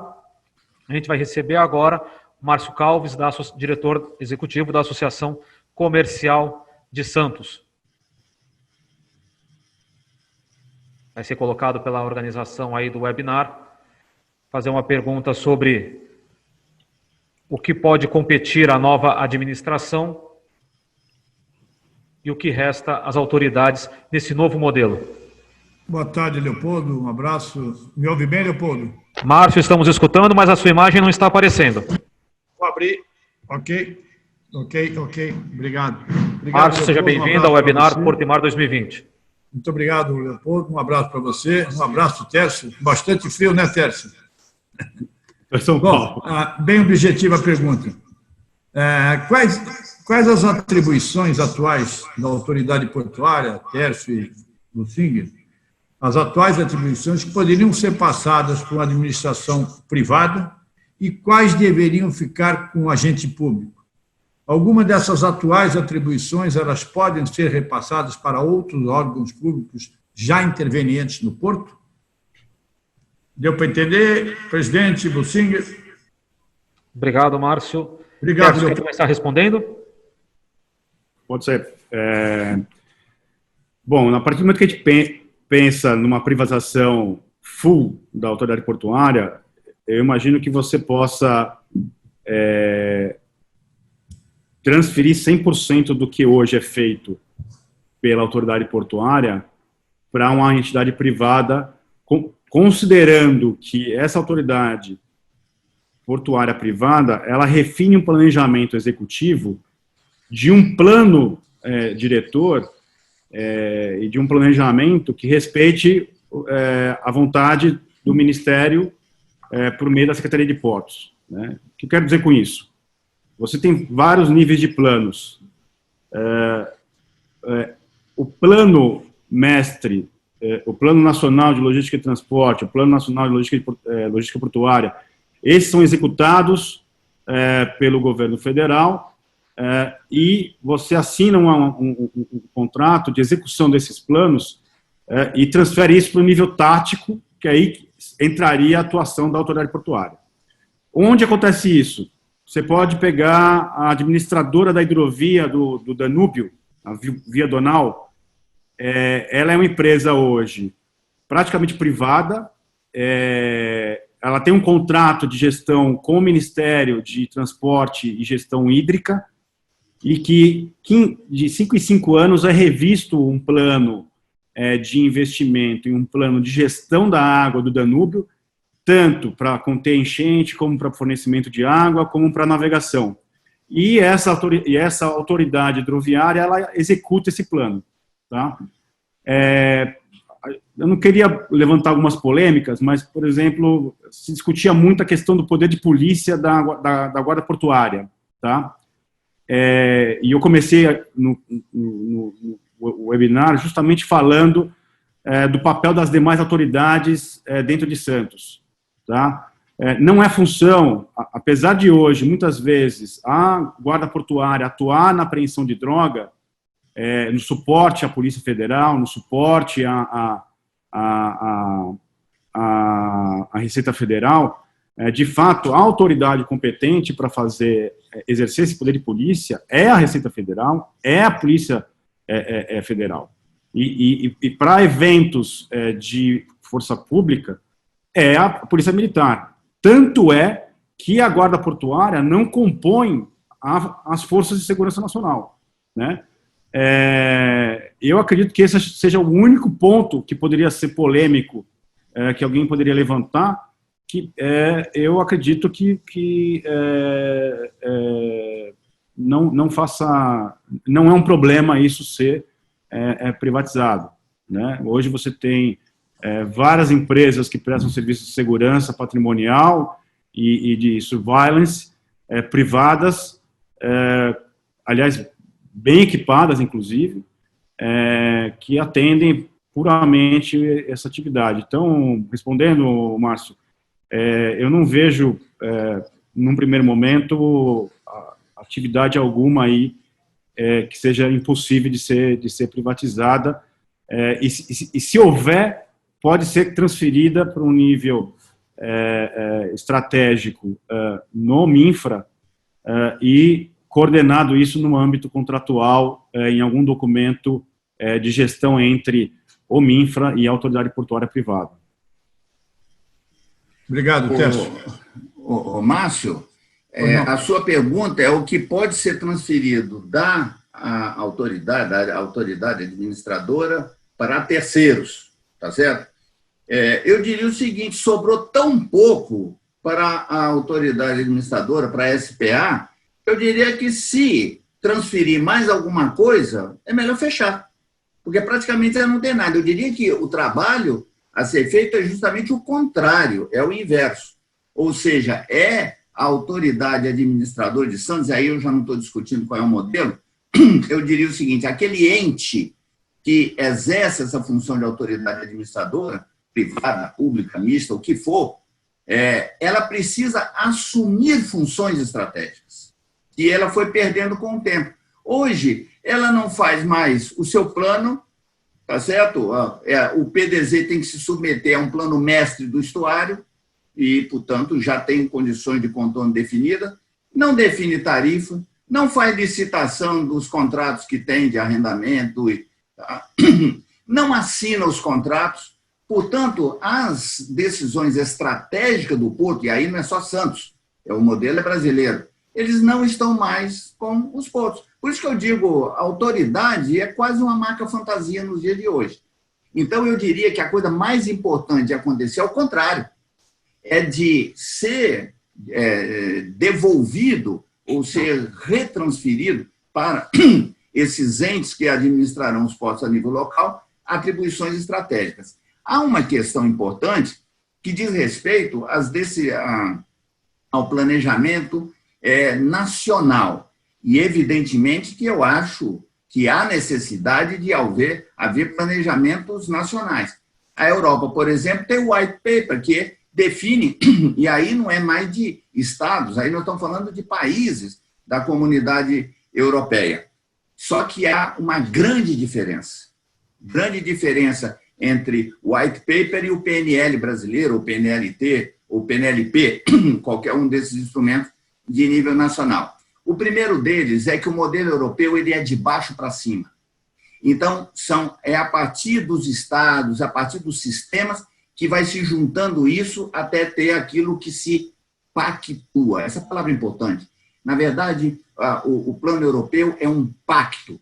E isso não é uma coisa só de técnicos ou delegado a consultores. Isso é aprovado no Parlamento Europeu.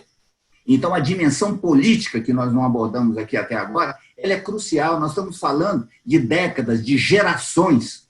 Portanto, não é possível de tirar as instâncias de representação política desse debate do estratégia. Então, essa é a primeira condição, é de baixo para cima. E o segundo é o nível do detalhamento, ou seja, é a metodologia, o padrão dele. O white paper, ele define resultados a serem alcançados, essencialmente. Ele não define exatamente se o arrendamento vai ser aqui ou vai ser acolá, se Santos vai ou não ter celulose, ou se vai disputar com... Não, isso está no nível de autonomia de cada porto. Isso é que se fala autonomia. Mas eu quero saber o seguinte, eu quero saber que se eu produzir, eu tenho como exportar. Isso interessa à União. Isso interessa. Leopoldo. Pois não? Então, eu diria que é preciso ser feito um rearranjo, não só entre as atribuições e a governança, mas também entre os instrumentos de planejamento. Pode falar, Márcio. Leopoldo, me permite só um complemento, por favor, respeitando as perguntas subsequentes. Seja bem breve, por favor, porque o nosso horário já está estourando. Passa-se a gestão do porto para a iniciativa privada. Um leilão de áreas ficaria com o governo federal ou com a gestão privada? Não, isso eu não tenho como responder, porque eu não estou gestando. Eu acho que seria... É um dos problemas que a gente tem a resolver, tá certo? Eu não sei, porque hoje o governo federal é que faz e assina o contrato. Eu não consigo acreditar que um privado externo se interesse pelo porto se ele não tiver essa competência. Aí é só hipótese da minha, né? Tércio, concorda? Concordo com o Fred, não faz sentido. Aliás, nós temos duas grandes unidades de negócio na privatização. O real estate o portuário, né, podendo ter como receita acessória um real estate imobiliário, que é uma receita de patrimonial, e isso tem valor, e canal, que é cobrança por 10. Tércio? É o weight bruto de embarcação. Oi. Desculpa, no final da sua explicação, o seu sinal deu uma congelada. Você pode repetir a sua frase final? Então, o ponto crucial é que você tem dois grandes grupos de receita na área da autoridade portuária. O real estate portuário, ou seja, os arrendamentos, e você tirar isso da mão, o contrato da mão dele, né? Então, eu defendo que o concessionário faça a gestão dos contratos, obviamente, findando os contratos atuais, ou seja, todos os contratos atuais são respeitados, mas os novos contratos são feitos pela própria concessionária. Daí é uma questão de timing, né? O que gera valor? Eu vou dar um exemplo aqui. Lá em Espírito Santo, está se discutindo uma renovação antecipada do TVV. Às vésperas de uma privatização da autoridade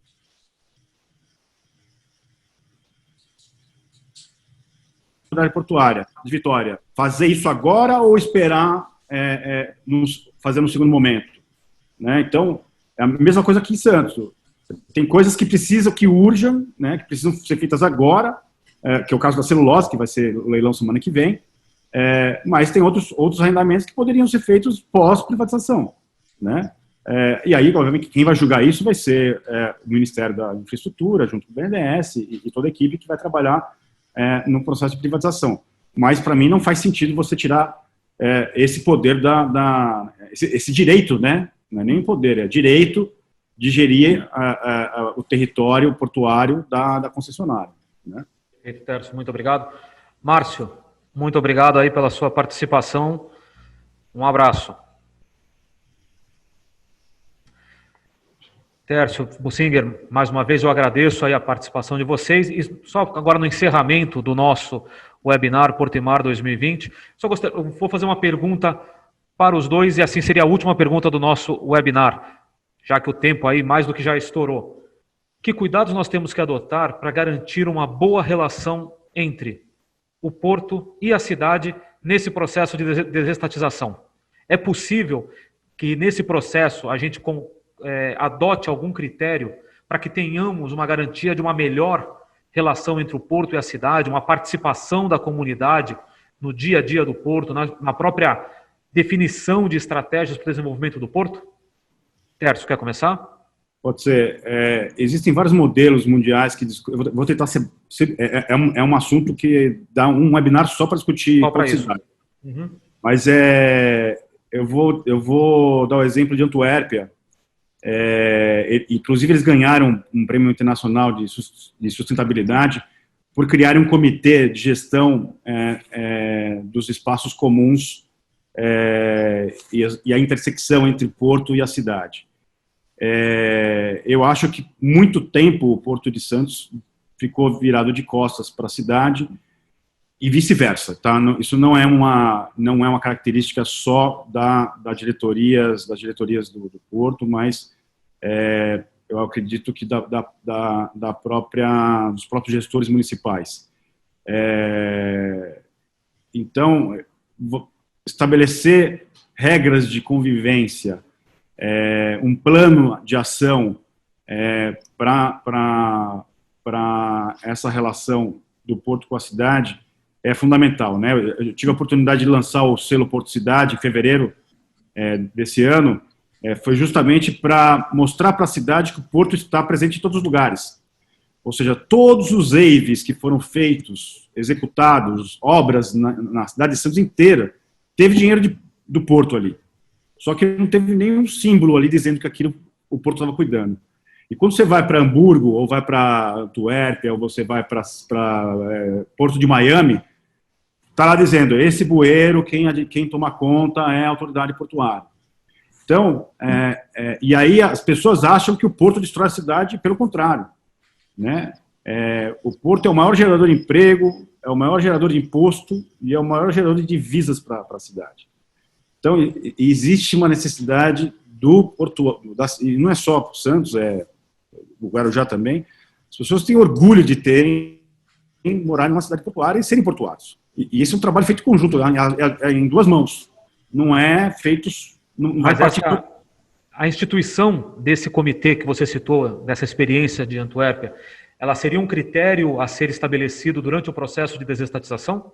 Pode ser, por que não? Você cria uma governança de que alguns assuntos, obviamente não pode ser todos os assuntos que vão, de fato, incorrer. Você não vai colocar o cidadão santista dentro do board de discussão da estratégia de container do Porto, não.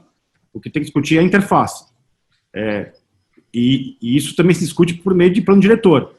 Então, você tem a perimetral, você tem uma zona de amortecimento que a própria autoridade portuária pode coordenar, que seria uma zona de escritórios, por exemplo, ou de prestadores de serviços com serviços de baixo impacto, que seria uma zona de transição para a cidade, né? Recuperar o centro, né? Que a nossa última proposição para o terminal de passageiro lá no Valongo, fazendo a integração com o centro antigo, tudo isso é relação Porto-Cidade, né? E isso tem que parar de pé do ponto de vista financeiro. Tem que ter a sustentabilidade financeira, né? Viabilidade financeira. Ô, Leopoldo. Então, e aonde não... Certo. Obrigado, Tércio Bussinger. Eu diria que essa questão, ela só se coloca porque nós nos distanciamos muito daquela origem dos Landlord Ports. Os Landlord Ports, eles foram concebidos como instrumento de desenvolvimento regional e eles são majoritariamente da administração local, ou do município, ou de alguma forma de administração do condado, coisa que estão ali próximo. Então, essa questão de como irá resolver dentro da privatização é uma variável de terceiro grau. Eu tenho que resolver porque ele não nasceu junto. Então, é um problema que nós criamos. Por exemplo, em Hamburgo, a autoridade portuária negocia o contrato de arrendamento, ou equivalente ao arrendamento, e tem que ser aprovado pelo parlamento da cidade. Ou seja, essa relação já existe geneticamente, nós estamos falando de uma coisa só. O porto é uma coisa que é tratada como se fosse da própria cidade. O Tércio deu o exemplo de que em Roterdã se apropria, inclusive, tem ganhos com o porto, se apropria no orçamento municipal. Então, essa relação já existe. Nós estamos tendo que discutir isso agora, porque nós fizemos uma separação artificial e estamos querendo fazer mais artificial ainda. Ou seja, nessas cidades, o porto é o porto, é o meu porto, é o nosso porto, é o porto desta região. Aqui nós estamos tratando como um ativo para maximizar o ganho do concessionário que está lá. Obviamente que essas relações podem ser contraditórias, esses objetivos podem ser contraditórios. Então, nós estamos tendo que resolver um problema porque nós criamos o problema. Eu diria, e aí eu volto em benefício do esquema da questão da gestão condominial. Ela teria, inclusive, a vantagem do exemplo que o Tércio deu em Vitória, do TVV, porque eu diria o seguinte, nós não seria interrompido esse processo. Ou seja, a transição para uma gestão dessa condominial, ela é muito mais tranquila do que nós fazermos todo esse processo, a análise, as audiências públicas, fazer o leilão. Nós vamos ficar 1 ano e meio esperando e coisas como esse contrato, que eu não tenho detalhes, do Tércio, vai ser paralisado. Eu diria, nós vamos ver o mesmo filme que vimos em 2010, 11 e 12. Uma coisa parecida com o que... Então, até desse ponto de vista, na busca da relação com a cidade e a região, e pensando já na transição, eu acho que é uma transição muito mais tranquila se nós imaginarmos um esquema desse da gestão condominial. Perfeito. Bussinger, mais uma vez, muito obrigado pelo seu comentário. Tércio, obrigado pelas suas respostas. Vocês gostariam de fazer suas considerações finais? Bom, acho que o ponto mais importante é discutir parâmetro, critério e risco. O modelo em si, eu acho que ainda é prematuro, uma vez que o BNDES acabou de contratar, quer dizer, está homologando, né, a consultoria, o consórcio que vai estudar isso. Obviamente, essa decisão vai ser tomada pelo MINFRA, né, o BNDES ele é um corpo de assessoramento do MINFRA, o poder concedente é o MINFRA, e obviamente cada pensador, né, cada estudioso no assunto, cada consultor vai defender suas bases, né? Então, assim, eu defendo muito a participação na B3 desse processo, porque é onde você vai garantir, de fato, que a governança exista, né, no Porto, né? Sem contar os meus advocacies com relação ao fortalecimento da Bolsa e não ficar oscilando o índice Bovespa em função de uma cesta pequena de empresas em função do dólar. E como eu falei, o dólar cresceu ou o dólar diminuiu, a movimentação no Porto Santos vai continuar a mesma, né? Eu vi alguns comentários aqui no chat. Mas um tempo atrás o dólar estava embaixo e também estava movimentando para caramba. Óbvio, estava exportando, estava importando, né? Foi até engraçado, porque eu estava em São Sebastião na época, e um dos secretários de finanças, um dos secretários da Fazenda do governo paulista, ficou impressionado com o aumento da arrecadação de imposto de importação, né, do ICMS de importação, por Santos, e ele viu o impacto disso na receita do Estado, né? E não é à toa que o Estado de Santa Catarina investe tanto em Porto, porque ele entende que é a mesma atividade econômica. Antuérpia, principalmente a região de Flandres, entende que o Porto é uma atividade econômica, mas é uma atividade que vai trazer divisa para a região. Então, independente de qual seja o modelo que o MINFRA vai escolher, olhar esses parâmetros de fortalecimento do mercado de capitais, ele é importante, né? Porque no final do dia só tem duas origens do dinheiro: ou sai do cofre público ou sai do bolso do privado. Para sair do bolso do privado, tem que ter governança, tem que ter transparência, tem que mitigar risco, enfim, e é justamente isso que eu acredito que esse trabalho que o BNDES junto com o MINFRA deve fazer. Perfeito. Ô, Leopoldo, eu acho que em considerações finais, eu só tenho aqui a parabenizar você, o Grupo A Tribuna, por abrir essa janela, abrir esse espaço para discutir essa questão. Eu participei das reformas portuárias de 93, 92, 93, e depois seguindo até chegar em Santos em 95. Eu participei de uma forma mais distante das reformas de 2013 e certamente nós estamos vivendo um momento onde reformas já estão em marcha, ou seja, com iniciativas pulverizadas. Eu acho muito próprio dessa era pandêmica, tá certo? São coisas pulverizadas aqui e acolá, reformas que vão marcar as próximas décadas, as próximas gerações, não só de Santos, mas dos postos brasileiros. E isso está sendo feito assim, picado, sem uma estratégia mais geral. Certamente há pessoas que têm a estratégia toda na cabeça, mas não é uma coisa pública. Inclusive, essa licitação do BNDES foi uma coisa assim muito restrita, não foi uma coisa pública, tá certo? Não se tem nem clareza de todos os marcos, os compromissos, houve-se uma coisa aqui acolá.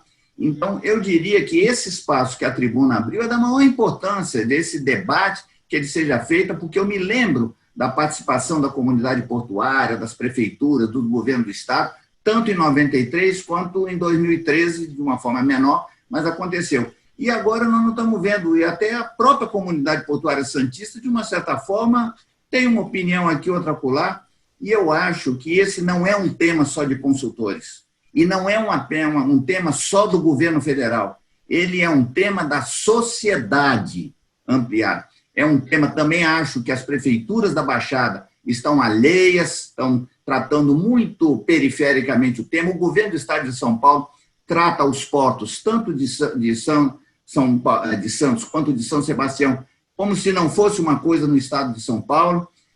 E acho essencial a comunidade, os poderes locais se envolverem de cabeça nessa discussão, porque depois é meio século que vai rolar umas coisas por aí. Então, esse espaço que a tribuna abriu, eu acho da maior importância e espero que prossiga, que haja mais debates com outros panelistas. Acho essencial que esse debate já esteja em curso e que não se espere o relatório dos consultores lá na frente. Tem muita coisa já, muita matéria-prima suficiente para que o debate corra.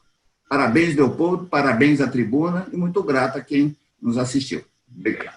Muito obrigado, Bossinger. Obrigado, Tércio. Só respondendo ao seu comentário, esse é o objetivo e essa, na verdade, é a responsabilidade e o dever do Grupo Tribuna de promover o debate jornalístico, o debate com qualidade sobre o futuro do Porto de Santos, sobre as estratégias de desenvolvimento do Porto de Santos e da sua comunidade. Sempre partindo do princípio que o desenvolvimento do Porto de Santos é o desenvolvimento da sua cadeia de negócios, é o desenvolvimento da sua comunidade. E compartilho com vocês também o fato de que esse webinar bateu o recorde de audiência, na verdade, o segundo recorde de audiência consecutivo nos webinars Porto e Mar 2020. Parabéns pela participação de vocês, eu divido com vocês aí esse resultado. Agradeço também pelo compromisso de vocês de permanecerem no webinar, mesmo a gente tendo estourado o tempo. Inicialmente estávamos programando de 1h a 1h30, estamos fechando aí em 1h e 50 minutos o nosso debate, e se mais tempo tivéssemos, mais debateríamos sobre desestatização.